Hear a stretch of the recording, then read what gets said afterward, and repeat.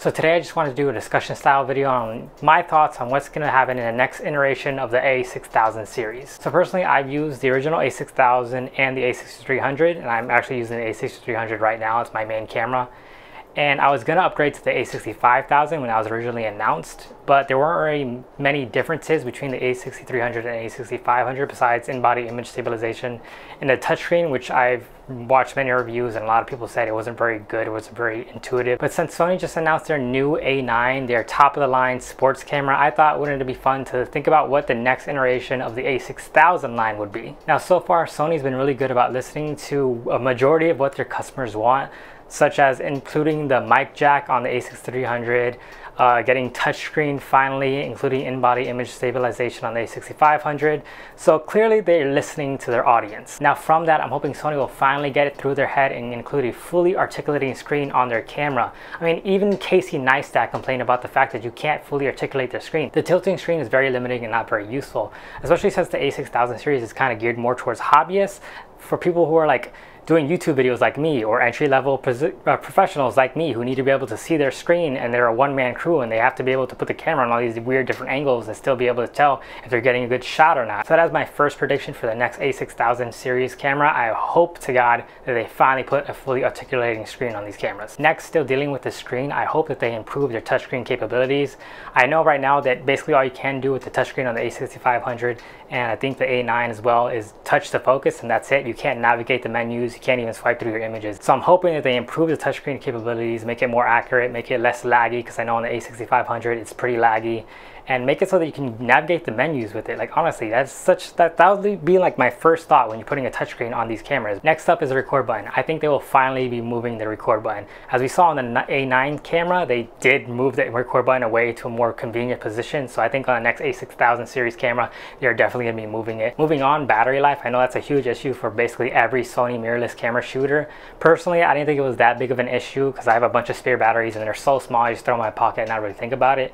But I know this is a problem for a lot of people, so I think they will definitely increase the battery. As we saw on the A9 camera, they doubled the battery life by only slightly increasing the size of the battery itself. So I think we can see something similar for the a6000 series camera. This will of course increase the size of the camera overall, but I think a little bit more heft on these cameras would be a good thing. I know the handle on the a6300 is pretty measly. It's not really offering a lot of grip. I know they improved this a bit on the a6500, but not by much, so maybe adding a bigger battery and just getting a bigger handle will make it better overall. Now for your sports shooters out there, I don't think Sony's going to increase the frames per second from 11 to something like 15 or more, especially since their new A9 camera that's geared towards sports shooters only shoots about 20 frames per second.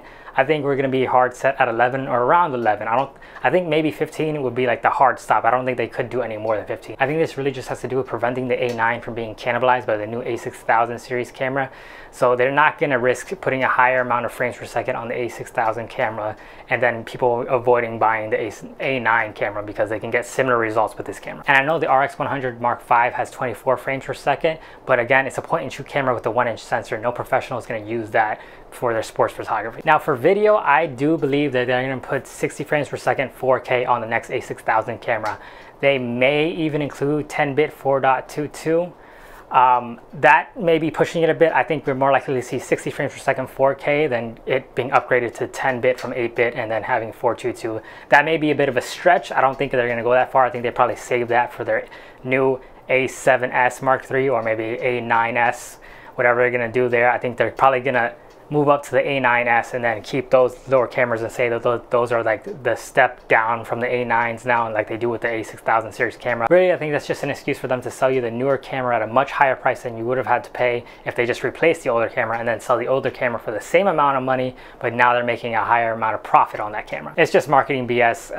I'm not a fan of it, but I get it, whatever. So 60 frames per second 4K, a definite. The 4.22 and then the 10-bit, maybe, I'm hoping, but we'll see. I also think they're going to up the slow-mo at 1080p. I think right now you get about 150 like clean, clear quality 1080p, and then you can go more, but then the quality gets degraded so much.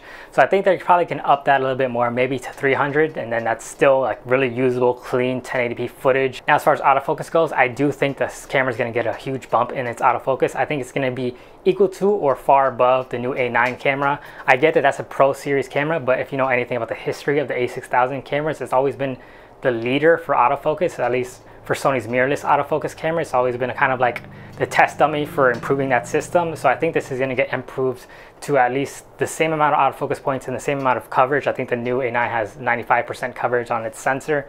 It probably will get that same amount or maybe even higher, because I know Sony likes to push this camera and just show what it can do with its autofocus system and how fast it can get. I don't think this is going to get dual memory card slots. That would be amazing if they did that, but that's more of a pro camera type thing. I think that's why you see that on the A9. I don't think you're going to see that on this camera at all. Headphone jack, maybe. That's a big maybe. I don't know if they're going to go there. Maybe if they, especially if they increase the battery life, maybe they will have a little bit more bulk and more room in this camera to include a headphone jack. I know every videographer ever has been complaining there's no headphone jack in this camera. Personally, I don't care. But if you do, I think that may be a huge possibility, especially if they do increase that battery life. It's going to give the camera a little bit more thickness and they could probably fit it in there. Now, in-body image stabilization on the Sony a6500 is supposedly great. I think that it will improve. I don't know if they're going to do the combined image stabilization from the lens and the body. I doubt it. They haven't done that on their new A9 camera, and I don't think they're planning on doing that with any other cameras. I think they're just going to rely heavily on the in-body image stabilization, but I do think the algorithm and just the system is going to improve and it's going to be much more smoother. Overheating, I almost forgot. Overheating, I think, will finally be solved in the next iteration of this camera. If Sony does not solve it in the next a6000 series camera, honestly, this is just a huge failure on their part. It seems, I mean, Panasonic, none of Panasonic's cameras is overheat. I get that there are smaller sensors, but the APS-C size sensor on this camera is not that much bigger from the Micro Four Thirds sensor on the Panasonic cameras. And even though it's more to do with the processor. So I think Sony can figure out a way to engineer the processors to, you know, find a way to run less hot and not overheat the entire camera, or find a way to exhaust that heat somehow. I don't know, I'm not an engineer, but I do believe Sony is able to accomplish this feat, and I do believe this is going to happen in the next iteration of the a6000 camera. I believe the viewfinder will also get upgraded. I don't know by how much, a few million pixels, whatever. They're going to make it clearer, sharper, bigger, wider, whatever. I do believe that they're going to improve the viewfinder on this camera. And they'll probably also up the refresh rate. I know the new A9 has no blackout at all. It's just straight shooting. You can't even tell when your shutter's going off unless you have these visual notifications. I don't know if we're going to get that extreme with it. I don't know if they're going to improve it to that extent. I think they still want to save that for their top of the line professional cameras, but I do think we're going to see a bit of a boost here. Now, a built-in electronic ND filter would be freaking awesome, but I don't think they're going to do it. Maybe, again, if they improve the battery life and make the camera a bit thicker, they could fit it in there, but I doubt it. I don't think they're going to invest that much money in here, and if they do it, the camera would be like $3,000 and not worth it. Yeah, at that point, you might as well just get a full frame camera. On a side note, I do think the next a6000 camera is going to be $2,000. No doubt about that. You see the GH5, a Micro Four Thirds camera, being sold for $2,000. You see their new A9 cameras being sold for $5,000. I think everybody in the camera industry is pushing the prices up to see as far as they can go, because they know prosumers are buying. They know just the consumer market in general is buying these cameras like crazy, so they can push the prices up a little bit more and just kind of test the water, see how far they can get before people stop buying. I also don't think Sony's going to include a joystick for the next iteration of this camera. There's no room for it, really. I mean, they could put it in the center of the little dial wheel and use that as a button and a joystick. That, you know, would work, but I don't think they're going to sacrifice that pro feature and put it in this consumer camera. But anyway, guys, those are my thoughts on what I believe is going to happen for the next a6000 camera. Let me know your thoughts down below. If you think I was wrong about something, if you think they're going to include something that I didn't mention, or just anything in general, what do you think is going to happen in the next a6000 camera? But if you enjoyed this video, feel free to subscribe. I know I talk fast sometimes, so if you hate that, maybe don't subscribe and not leave me mean comments. I don't know, that's just my opinion. Maybe don't do that. But as always, my name is Joshua Joe Munoz. Stay sexy, and I'll see you sometime.